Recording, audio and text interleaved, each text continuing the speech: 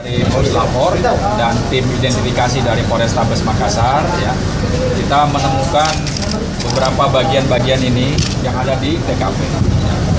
Dari benda-benda yang ada di sini, ya, dan juga keterangan saksi bahwa di TKP itu dilakukan kegiatan-kegiatan pengoplosan gas LPG.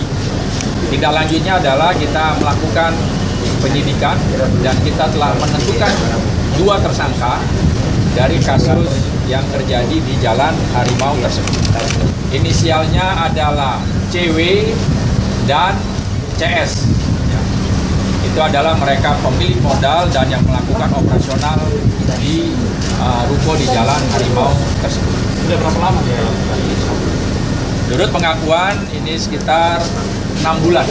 Ya, 6 bulan kegiatan-kegiatan ini berjalan di sekitar TKP.